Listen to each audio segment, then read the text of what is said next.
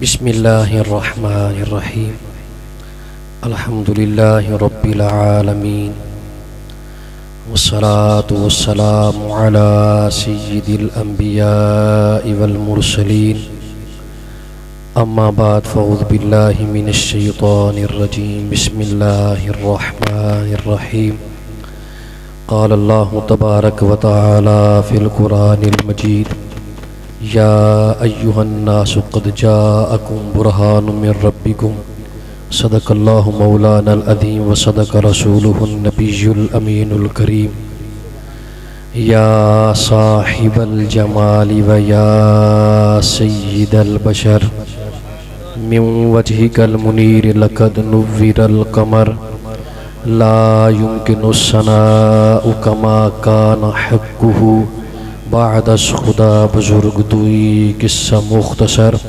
مولا صلی وسلم دائما ابدا على حبیبک خیر خلق کلہم ان اللہ وملائکتہ یصلون علی النبی یا ایہا الذین آمنوا صلوا علیہ وسلموا تسلیما الصلاة والسلام علیکہ یا سیدی یا رسول اللہ وعلى آلک واصحابک یا سیدی یا حبیب اللہ الصلاة والسلام علیکہ یا سیدی یا رحمت للعالمین وعلى آلک واصحابک یا جد الحسن والحسین سامعین محترم، بزرگوں، دوستوں، ساتھیوں، آج کی یہ محفل پاک میلاد مصطفیٰ کے حوالے سے انعقاد پذیر ہے۔ اللہ کریم سے دعا ہے کہ جن احباب نے اس محفل پاک کا اہتمام کیا، اللہ تعالیٰ اس محفل پاک کو ان کے لیے ذریعہ نجات بنائے، ان کی رزق میں، علم میں، حلم میں برکت رحمت عطا فرمائے۔ مجھ سمیت سٹیج پر اور پنڈال کے اندر جتنے بھی لوگ موجود ہیں، اللہ تعالیٰ اس مقدس مہینے کی مقدس گھڑیوں کا صدقہ اللہ تعالیٰ ہم سب کی بلا حساب بخشش فرمائے، اور جو ہمارے عزیز رفقا احباب اس دار فانی سے پردہ کر چکے، اللہ اپنے محبوب کی پیاری میٹھی سیرت کے صدقے ان کی قبر پر کروڑ رحمتوں کا نزول فرمائے۔ میں مختصر وقت کے اندر صرف چند باتیں آپ کے گوش گزار کروں گا۔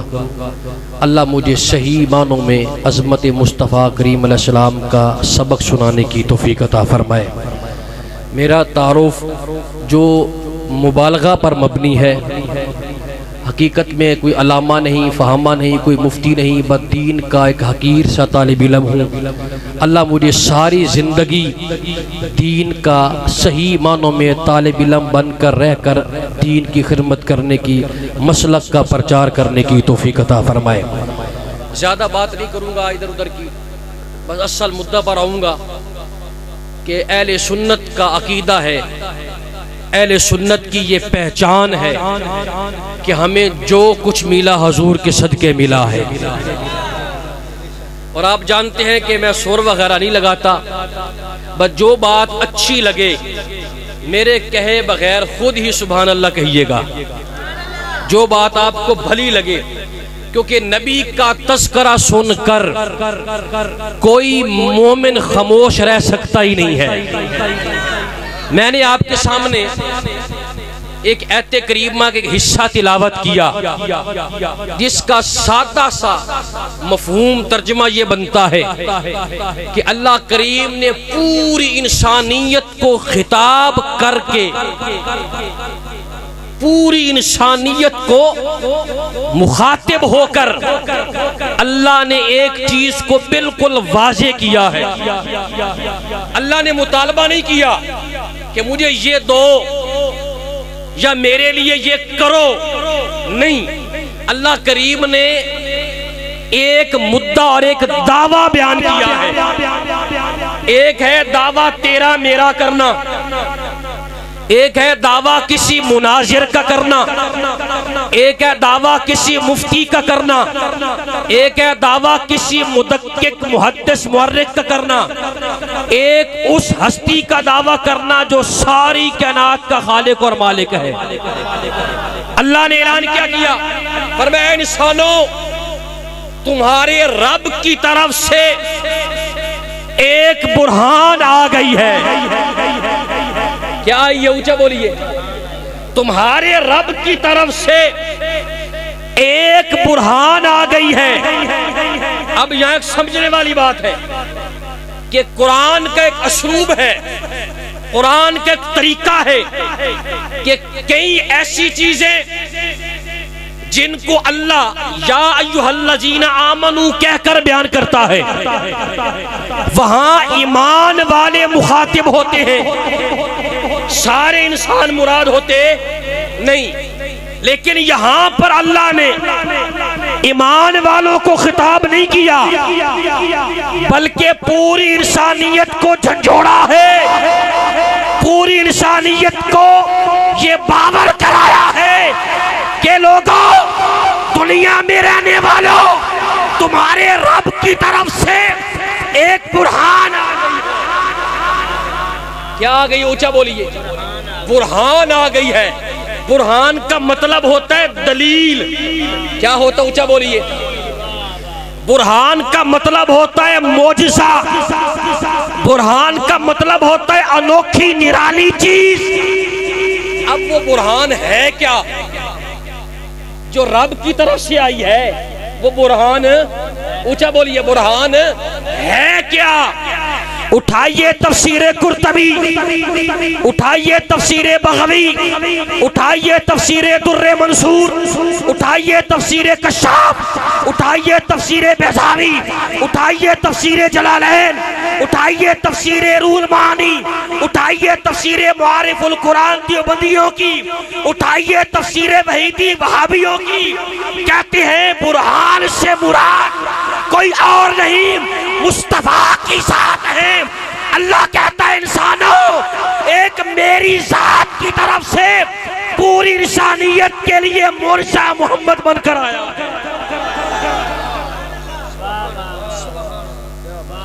اور ایک بات یاد رکھیے، توجہ ہے کہ نہیں؟ توجہ ہے کہ نہیں؟ بعض لوگ یہ بھی کہتے ہیں کہ برہان سے مراد قرآن ہے، برہان سے مراد اسلام ہے. کیونکہ بات کو کلیئر کرنا عالم کا حق ہے. میں عالم نہیں، طالب علم ہوں. یہ کلیئر کرنا حق بنتا ہے. بعض مفسرین نے کہا برہان سے مراد قرآن، بعض نے کیا کہا؟ اسلام. ہر مسئلے میں اقوال مختلف مل جاتے ہیں، لیکن بات چلتی ہے جمہور کی، بات چلتی ہے اکثریت کی. اکا دکا اقوال سے عقیدہ نہیں بنتا. امام ابو حیان اندلسی نے البحر المحیط میں لکھا کہ الجمہور علی ان برہانہ ہوا محمدن. کہا پوری انسانیت کا یہ جماع ہے، یہ اکثریت کا دعویٰ عقیدہ ہے کہ یہاں برہان سے مراد قرآن نہیں، اسلام نہیں، بلکہ قرآن اسلام کی جان محمد عربی. اور اگلی بات بھی سن لیجئے، اگر کوئی کہے نا یہاں اسلام مراد ہے، قرآن مراد ہے، ہم کہتے ہیں ٹھیک ہے. پھر ہم کہتے ہیں، سوال کرتے ہیں، بتاؤ اسلام کہاں سے آیا؟ اگر برہان سے مراد قرآن ہے تو قرآن کہاں سے آیا؟ قرآن آیا ہی تب، پہلے وجود مصطفیٰ دھرتی کی زینت بنی. اسلام چمکا ہی تب جب اسلام کا ہادی حسین کا نانا مکہ مدینے کی گلیوں میں چمکا. اس واسطے اللہ فرماتا ہے تمہاری جانب سے برہان آئی، معجزہ آیا. اور ایک بات سمجھیے گا، جتنے بھی پیغمبر آئے، یہ حوالہ نوٹ کر لو، یہ بات میری سینے پر لکھ لو، اور یہ بات سمجھ گئے محفل کی قیمت پوری ہو گئی. توجہ ہے، سارے پیغمبر معجزات لے کر آئے، سارے نبی معجزات لے کر آئے، معجزہ بن کے کوئی نہیں آیا. اگر کسی کا وجود معجزہ ہے اور جو معجزہ بن کے آیا وہ کون ہے؟ وہ محمد الرسول. اور اگلی بات بھی سمجھیے گا، جتنے بھی پیغمبر آئے ان کا جو ایک معجزہ آیا وہ ایک ہی رہا، اس معجزے میں معجزے نہ ہوئے۔ یہ بڑی بریک بات کر رہا ہوں، کاش یہاں علماء اور شیوخ الحدیث بیٹھے ہوتے۔ جتنے بھی نبی آئے ان کا ایک معجزہ آیا، وہ ایک معجزہ ایک ہی رہا، اگلا معجزہ الگ رہا۔ ایک معجزے سے الگ الگ معجزے نہیں نکلے۔ صدقے جائیں حسنین کے نانا پر، نبی کے ایک ایک معجزے میں اللہ نے ہزاروں معجزے رکھے ہیں۔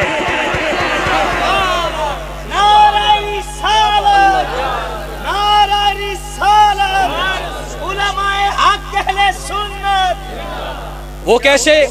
اللہ نے موسیٰ علیہ السلام کو معجزہ دیا، ہاتھ بغل میں کرتے تھے، باہر نکالتے ہاتھ چمکتا تھا، ہاتھ روشنی دیتا، لیکن اس ہاتھ میں اور معجزے نہیں تھے، یہ چمکنے والی بات تھی۔ موسیٰ علیہ السلام کو معجزہ دیا کہ عصا تھا، ڈنڈا تھا، سانپ بن جاتا اژدہا کے آگے، کھجور بن جاتا، بکریاں چراتا، لیکن وہ حقیقت میں ڈنڈا ہی تھا، حقیقت میں عصا ہی تھا۔ یعنی جتنے بھی پیغمبروں کو معجزے ملے، جو معجزہ ایک تھا اس میں آگے مزید معجزے نہیں تھے، لیکن صدقے جائیں محمد رسول اللہ پر، قرآن معجزہ ہے، قرآن کے اندر کئی معجزے ہیں۔ نبی کا سفر معراج معجزہ ہے، اس سفر کے اندر بھی کئی معجزے، کیونکہ وجود مصطفیٰ خود معجزہ ہے، خود معجزہ ہے۔ مسلم بخاری پڑھ رہا ہوں، مسند امام احمد بن حنبل پڑھ رہا ہوں، سیرت حلبیہ ہے، الاصابہ ہے، اسد الغابہ ہے، الاستیاب ہے، طبقات ابن سعد ہے، الکامل ابن اسیر ہے۔ توجہ ہے کہ نہیں؟ بعض لوگ کہتے ہیں بخاری مسلم ہمیں آتی ہے، ہم کہتے ہیں بخاری مسلم پڑھی عشق رسول سکتا ہے۔ توجہ ہے کہ نہیں؟ بخاری مسلم کے الفاظ، مسند امام احمد بن حنبل کے الفاظ، جامع ترمذی کے اندر یہ الفاظ ہے، مسلم کے حدیث بعد میں پڑھوں گا، جامع ترمذی کے الفاظ۔ نبی کے ایک صحابی جن کا نام ہے حضرت سعد بن ابی وقاص، سعد بن ابی وقاص، ایک دن وہ اللہ کے پیغمبر کی بارگاہ میں آئے، اس وقت وجود مصطفیٰ جو رب کا معجزہ تھا جو اللہ نے ہمیں دی، نبی نے ہاتھ اٹھا دیے۔ توجہ کرنا، جامع ترمذی الاصابہ کے الفاظ ہیں، اللہم استجیب لسعد اذا دعاک، الفاظ پر توجہ کرنا، اللہم استجیب لسعد اذا دعاک، اے اللہ میرا ساتھ جب بھی تجھ سے دعا کرے اس کو قبول فرما۔ اونچا بولیے سبحان اللہ۔ لفظ کیا ہے؟ استجب، قبول کر، لسعد میری سعد کی بات، کب؟ اذا دعاکا۔ عربی گرامر جاننے والے جانتے ہیں کہ لفظ اذا کب آتا ہے۔ نبی نے فرمایا اذا دعاکا، میرا غلام جب جب مانگے، اے میرے اللہ قبول کر، میرا غلام رات کو مانگے تب بھی قبول کر، میرا غلام نماز میں مانگے تب بھی قبول کر، میرا غلام تہجد میں مانگے تب بھی قبول کر، میرا غلام مکے مانگے تب بھی قبول کر، میرا غلام مدینے مانگے تب بھی قبول کر، میرا غلام مجمع میں مانگے تب بھی قبول کر، میرا غلام اکیلے مانگے تب بھی قبول کر، میرا غلام علم مانگے تب بھی قبول کر، رزق مانگے تب بھی قبول کر، جنت مانگے تب بھی قبول کر، اذا دعاکا، جب جب مانگے تب تب قبول کر۔ نعرہ رسالت، تاجدار ختم نبوت، تاجدار ختم نبوت۔ جو ہے اب ہمارا عقیدہ ہے کہ اللہ کے پیغمبر نے فرمایا اے اللہ میرے ساتھ کی دعا قبول کر جب جب، جب جب مانگے۔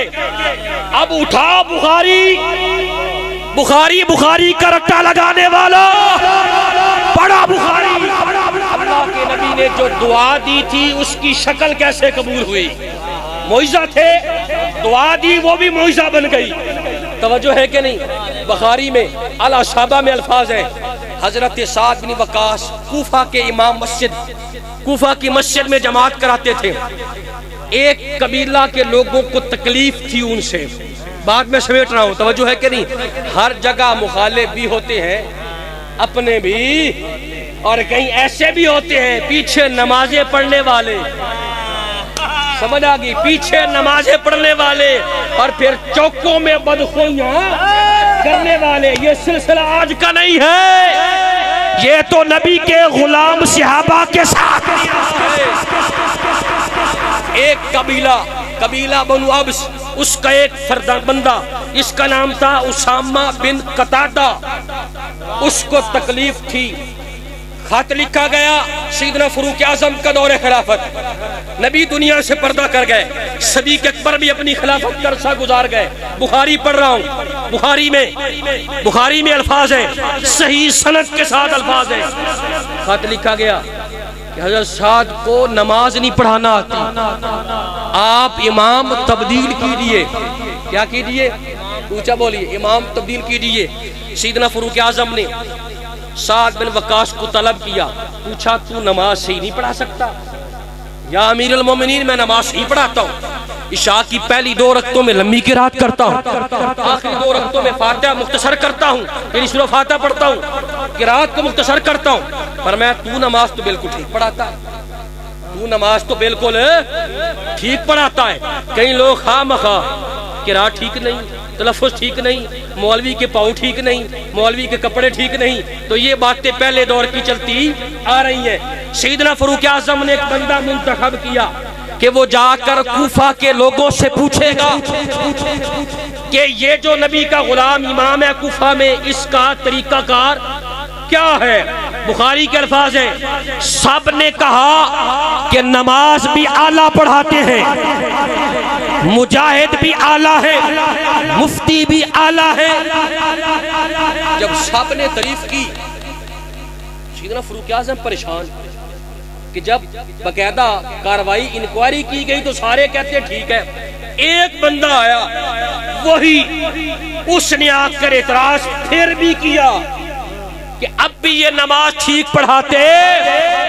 جب سعد بن ابی وقاص کو پتہ چلا، ہاتھ اٹھا کر اللہ مستجیب لسعد اذا آقا، نبی کے الفاظ تھے.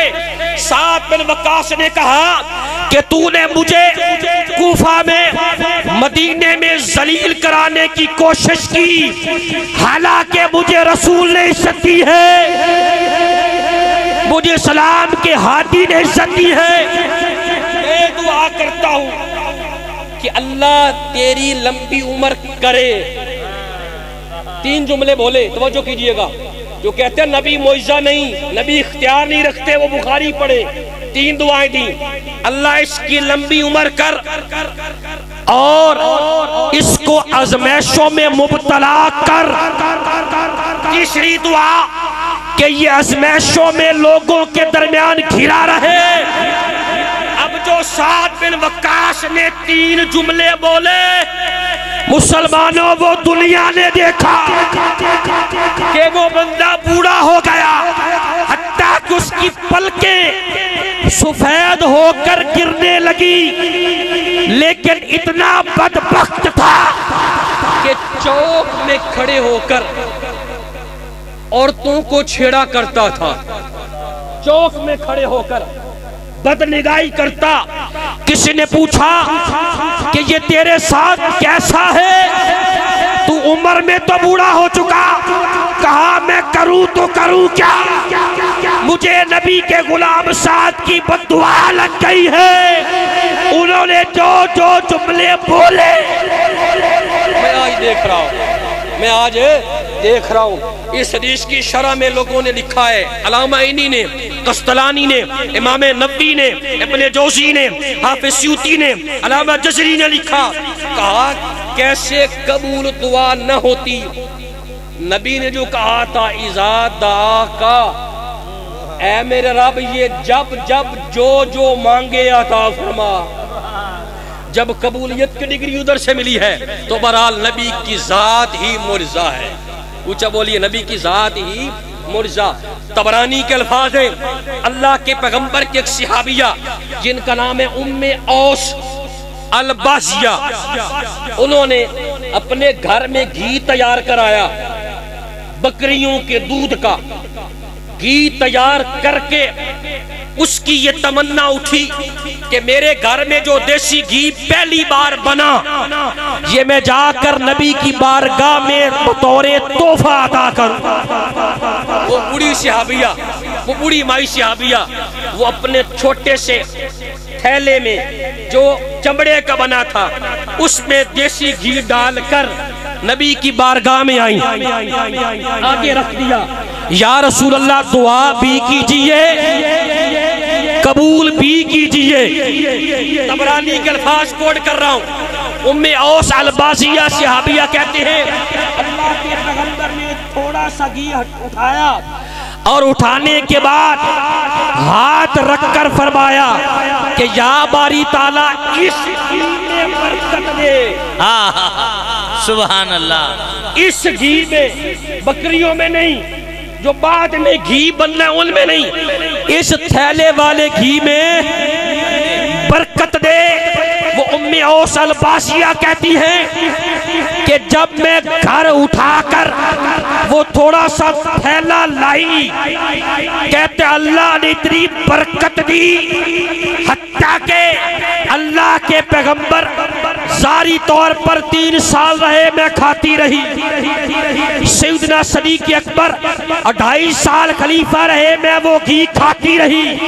سیدنا فاروق اعظم 10 سال خلیفہ رہے، میں وہ گھی کھاتی رہی. سیدنا فاروق اعظم 12.5 سال خلیفہ رہے، میں وہ گھی کھاتی رہی. مولا علی 4 سال خلیفہ رہے، میں وہ تھیلے والا گھی کھاتی رہی. امام حسن 6 مہینے خلیفہ رہے، میں وہ گھی کھاتی رہی. امیر معاویہ 20 سال حاکم رہے، میں وہ گھی کھاتی رہی.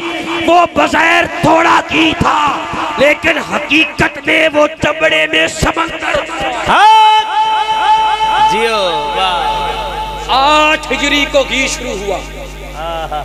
8 ہجری کو گھی کھانا شروع کیا. اللہ کے پیغمبر نے ایک بار ہاتھ رکھا. 8 ہجری کو گھی کھانا شروع کیا صحابیہ نے. سن 60 ہجری تک، بولو یار، سن 60 ہجری تک 52 سال وہ بوڑھی عورت، اس کے خاندان والے، اس کے اڑوس پڑوس والے وہ گھی کھاتے رہے، ایک قطرہ بھی کم نہ ہوا. اب میں سنیے ایک بات پوچھنا چاہتا ہوں. جس چمڑے کو نبی ایک بار ہاتھ لگا دے، جس چمڑے کو نبی، اونچا بولیے، ایک بار ہاتھ لگا دے وہ اتنا برکت والا ہو تو سوچئے جس عظیم ماں کے پیٹ میں خود مقدر والا پورا نبی 9 ماہ رہا ہو، اس سیدہ آمنہ کی عظمت کا عالم کیا. جس چمڑے کے تھیلے کو لجپال آقا ایک بار چھو دیں، اس میں شرافت، کرامت، عظمت، برکت، وسعت، اعلیٰ ظرفی کا عالم یہ ہے. تو سوچئے جس حسین کو نبی اپنی نبوت والی زبان چساتے رہے، اس حسین کی عظمت کا عالم. پھر نکتہ سنیے. جس چمڑے کے چھوٹے سے تھیلے کو نبی لجپال ایک بار ہاتھ لگائیں وہ اتنا برکت والا ہے تو سوچو اس جالیوں والی قبر انور کے اندر آج نبی کا پورا جسم عطر موجود ہے. اس مدینے کی مٹی کی برکت. یہ تو نبی کا ہاتھ ہے، یہ تو نبی کا ہاتھ. پوچھا بولیے. اسد الغابہ کے الفاظ ہیں، بالکل پیور سچی سچی روایت ہے. سیدنا ابو ہریرہ کہتے ہیں کہ ایک صحابی آئے، ملنگ صحابی تھے، ملنگ سے مراد غریب. وہ آ کر کہتے ہیں آقا میرا نکاح ہونے والا ہے. کیا ہونے والا ہے؟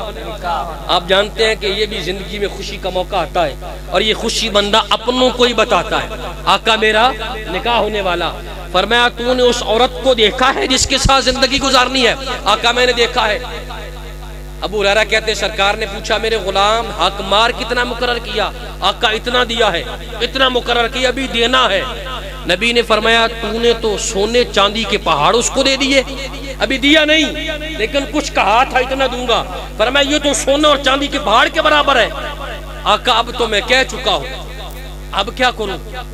فرمایا تھوڑی دیر رک جا، ابھی ایک قافلہ قبیلہ بنو ابس یا ابس دونوں الفاظ ہیں کی طرح میں روانہ کرنے لگا ہوں۔ فرمایا میں محمد یہ امید کرتا ہوں صلی اللہ تعالیٰ علیہ وسلم، میں امید کرتا ہوں کہ اللہ تجھے وہاں سے فتح کے بعد اتنا حصہ غنیمت کا دے گا کہ تیرا حق مار بھی ادا ہو جائے گا اور تیرا سال بھی اچھے طریقے سے گزر بسر ہو جائے گا۔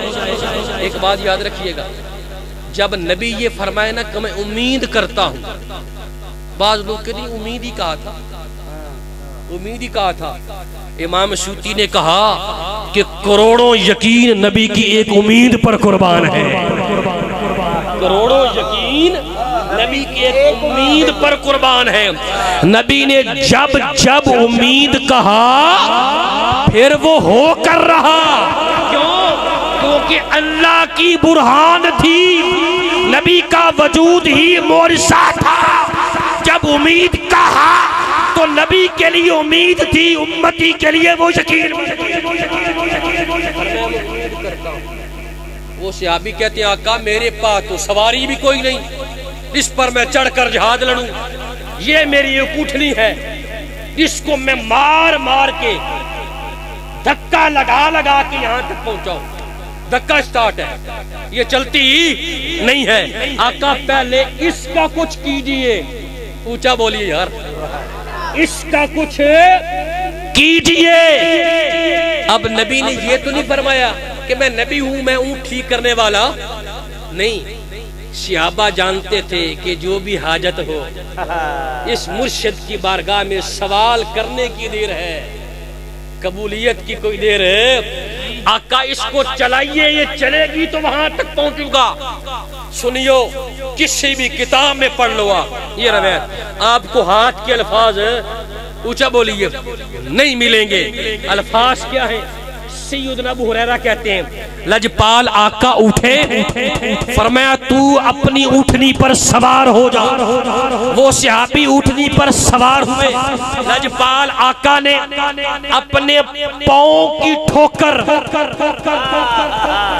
اور میں آپ کو بتا دوں ایک دیوبندی عالم کے ساتھ اس روایت پر میری بحث ہوئی تھی، وہ کہتے ہیں نبی نے ہاتھ لگائے، میں نے کہا ہاتھ والے الفاظ پورے ذخیرہ کتب کے اندر نہیں ہے، بات جب پاؤں کی عظمت کی ہے تو وہ چلے گی۔ توجہ ہے کہ نہیں؟ نبی نے اپنے مقدس پاؤں اس اونٹنی کو لگائے۔ وہ صحابی اور سیدنا ابو ہریرہ کہتے ہیں کہ وہ جو قافلہ تھا وہ کئی گھنٹے پہلے روانہ ہو چکا تھا۔ جب نبی نے اپنے مقدس پاؤں اس اونٹنی کو لگائے تو قافلہ پیچھے ہے، اونٹنی آگے۔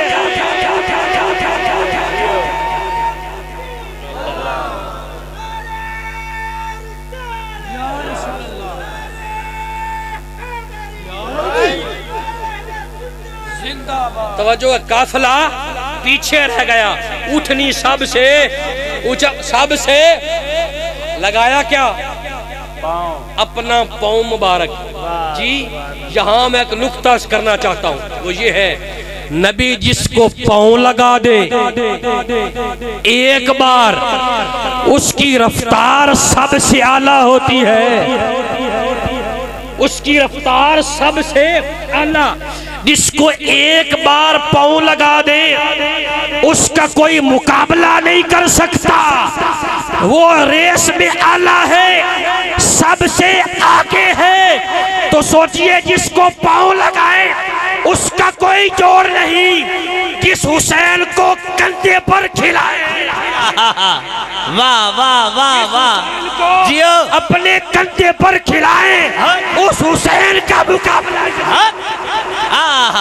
واہ واہ جس کیا بات ہے پاؤں لگائیں اس کا کوئی جوڑ نہیں وہ سب کو پیچھے چھوڑتی ہے آپ آگے آتی ہے کیا بھائی تو کون یہ اٹھنی بدل لی ہے لوگوں نے پوچھا اٹھنی تبدیل کرا لی یہ تو دھکا سٹارٹ تھی کہا آج جو ٹھوکر لگی ہے اب یہ رکنے والی نہیں واہ واہ کدھر جاتے ہو کہا فلاں علاقے میں ہم نے حملہ کرنا ہے کہا میں سب سے آگے جا رہا ہوں سب سے آگے جا رہا ہوں کتنی بار ٹھوکر لگی ایک بار کیوں کیونکہ اللہ نے فرمایا یا ایھا الناس اے لوگو اے ایمان والوں نہیں اے لوگو کیوں کیونکہ نبی خالی ایمان والوں کے لیے معجزہ نہیں پوری انسانیت کے لیے معجزہ ہے اگر اللہ یہ فرماتا نا ایمان والوں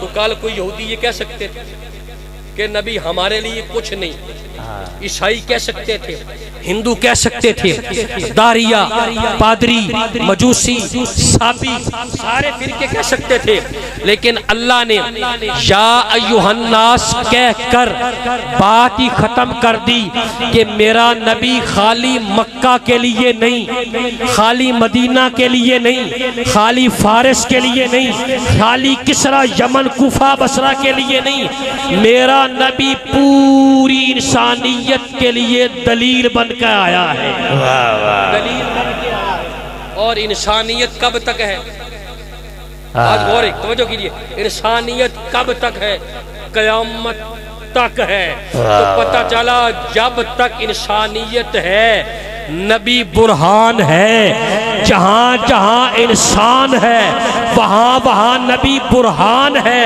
ہر جگہ انسان ہے ہر جگہ نبی کی برہان ہے پتہ چلا کہ نبی کی برہان ہونے کی دلیل قیامت کی صبح تک ہے سبحان اللہ آگے جب جہان تبدیل ہوگا تو اس کے آگے ہمارے پیغمبر کا جلوہ ہی تبدیل ہو جائے گا تو برحال اللہ تعالیٰ عمل کی توفیق عطا فرمائے مختصر حاضری کو قبول کیجئے ایک دوست نے ابھی بیٹھک کے اندر ہی سوال کیا تھا کہ کالے رنگ کے کپڑے پہننا ایک دو سوال کے جواب عرض کر دو اس کے بعد جانا چاہتا ہوں کالے رنگ کے کپڑے پہننا اس کا شرعی حکم کیا ہے جواب میں عرض کر چکا ہوں لیکن یہاں اس لیے عرض کر رہا ہوں کہ تاکہ آپ لوگوں کا بھی بھلا ہو جائے کالے رنگ کے کپڑے پہننا ناجائز نہیں ہے کالے رنگ کے کپڑے پہننے میں کوئی قباحت شرعی نہیں ہے صرف اور صرف محرم الحرام کے پہلے ابتدائی 10 دنوں میں ہمارے علماء اہل سنت نے کالا لباس سے صرف اس واسطے روکا ہے کہ شیعہ لوگ اس کو بطور غم بطور سوگ پہنتے ہیں آ رہی سمجھ کی نہیں آ رہی کہیں ہماری ان کے ساتھ مشابہت نہ ہو جائے صرف اس واسطے منع ہے باقی پورے سال کے اندر آپ جب چاہیں کالے رنگ کا لباس استعمال کر سکتے ہیں یہ میں اپنی طرف سے بونگی نہیں مار رہا فتاوی شامی جب تک بندہ اس کو پڑھ نہ لے بندہ مفتی بنتا میں جینون مفتی کی بات کر رہا ہوں ٹھیک ہے جینون مفتی کی جو واقعی مفتی ہوتے ہیں ویسے تو آج کل آپ اینٹ اٹھاؤ تو اوپر مفتی بیٹھے ہوئے ہیں جی جو جینون مفتی ہے فتاوی شامی کتاب اللباس کے اندر علامہ شامی نے لکھا ہے کہ کالے رنگ کا لباس پہننا مستحب اور ثواب ہے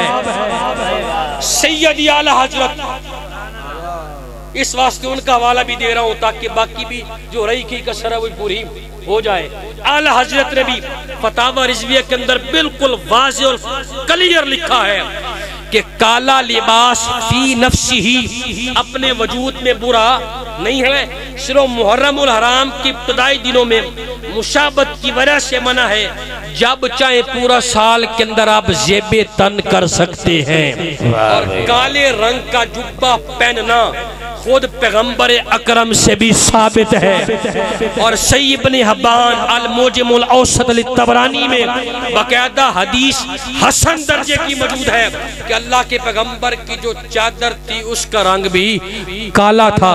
اس کے علاوہ اگر کوئی میری تقریر پر یا میلاد پر کوئی سوال ہو تو سوال کر کے فقیر سے بھی حمدللہ تعالیٰ اپنے مسلک کے اعتبار سے تسلی کرا سکتا ہے۔ اللہ تعالیٰ عمل کی توفیق عطا فرمائے۔ آمین۔ حضرات گرامی،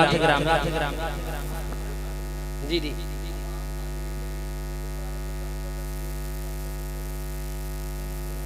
اصل میں اس حوالے سے میں جمعے پر بھی عرض کر چکا ہوں وضاحت کے ساتھ۔ کئی لوگ تو وہ بیٹھے ہیں جو پیچھے جمعہ پڑھنے آتے ہیں، لیکن بہرحال جو بات صحیح ہے، جو میری ناقص تحقیق ہے، میں غلط بھی ہو سکتا ہوں، لیکن اس پر میرے پاس دلائل بھی ہیں، ثبوت بھی ہیں کہ کیک کاٹنا، کیک سے ہمیں کوئی مسئلہ نہیں، کیک کے اوپر نبی کا نام لکھنا، نبی کا گنبد بنانا، خانہ کعبہ بنانا، پھر اس کو چھری سے خود چیرنا، مومن ہو اس کا اپنا دل نہیں چیرا جاتا۔ کس بات کی عشق رسول ہے یہ؟ بولو، اگر یہی کام وہابی کرے تو ہم فتویٰ لگا دیتے ہیں، ہم کرے تو عشق رسول بن جاتا ہے۔ کوئی بھی بے ادبی کرے گا وہ چاہے ہمارا سگا باپ کیوں نہیں ہوگا، اس کے لیے بھی کوئی رعایت نہیں ہوگی، کیونکہ سب سے پہلے ہمیں رب اس کی رسول کی ذات ہے۔ تو کیک کے اوپر نام لکھ کر نبی کا، میلاد النبی لکھ کر، نبی کے گنبد خضرا کا نقش اور چھبی بنا کر اس کو چھری سے چیرنا، یہ بے ادبی ہے، سخت بے ادبی ہے۔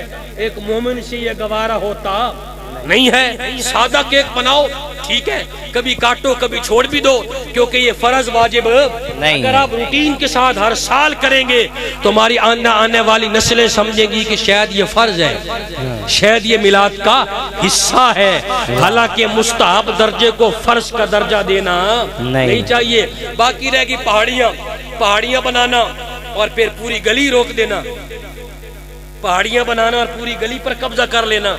نبی تو نے فرمایا ہے کہ تکلیف دہ چیز رستے سے ہٹانا ایمان ہے۔ تکلیف دہ چیز رستے سے ہٹانا کیا ہے؟ ایمان ہے۔ تو لہذا اگر کوئی پہاڑیاں بنائے اپنے گھر کے آگے تک محدود رکھے، پوری گلی کو بند نہ کرے، ٹھیک ہے۔ اور اگر پہاڑیاں بناؤ تو زمین پر گنبد خضرا نہ رکھو، زمین پر خانہ کعبہ کی چھبی مت بناؤ، زمین پر نبی کا نام، عید میلاد النبی کا نام نہ لکھو۔ اور جو پہاڑیاں بنانے والے، فیتے کاٹنے والے، وہ ایک بات اور بھی سمجھے کہ اس سے بھی زیادہ ضروری ہے، اگر ساری رات آپ نے محفل کی، محفل پڑھی، محفل سنی، فجر کی نماز نہ پڑھی، اس دن بات کڑوی ہے لیکن ہضم کرنی پڑے گی۔ اس دن عشاء کی نماز نہ پڑھی، عشق رسول ہے۔ ایک بات میں بتاتا ہوں، بات لمبی ہو رہی ہے، معذرت۔ یہ ہم جو اب کر رہے ہیں نا، یہ جھنڈیاں ساری، یہ ہماری خوشی ہے۔ میری بات سمجھیے گا، بریک لوگ سمجھیں گے ضرور، اگر سمجھ جاؤ گے تو محفل کی قیمت پوری۔ ہم جو جھنڈیاں لگائیں، جلوس نکالیں، کیک کاٹیں، یہ ہماری خوشی ہے کہ ہمیں پیغمبر ملے۔ نبی کی خوشی کیا ہے؟ بات سمجھیے گا، یہ ہم جو سب کچھ کر رہے ہیں یہ ہماری خوشی ہے کہ ہمیں اس مہینے نبی ملے۔ ہمارے پیغمبر کی خوشی کیا ہے؟ ہمارے نبی کی خوشی ہے کہ جب اذان ہو میرا امتی مسجد میں۔ ہمارے نبی کی خوشی ہے کہ جب جب میرا نام لیا جائے میرا غلام مجھ پر، میری آل پر درود پڑے۔ اور معذرت کے ساتھ 12 ربیع الاول دن ٹرک پر، رکشے پر، ٹیوٹا پر، کرولا پر، ایل جی پر نعت چلتی ہے، 13 ربیع الاول کو مجرے چلتے ہیں۔ اللہ اکبر، بات کڑوی ہے لیکن ہضم کرنی پڑے گی۔ 12 ربیع الاول کو تو نعتیں چلے، ایک دن گزرا تو پھر مجرے چلے، یہ نبی ایک دن کے لیے بھی لیتے ہیں۔ نبی ہمارے ایک دن کے لیے ہے۔ توجہ کیجئے، اگر عاشق ہو آرٹیفیشل عاشق نہ بنو، پیور عاشق بنو۔ اللہ عمل کی توفیق۔ واہ بھائی واہ۔ حضرت کیا بات ہے جی، دل باغ باغ ہوا ہے۔ اللہ ہمیشہ درین کی خوشیاں عطا فرمائے۔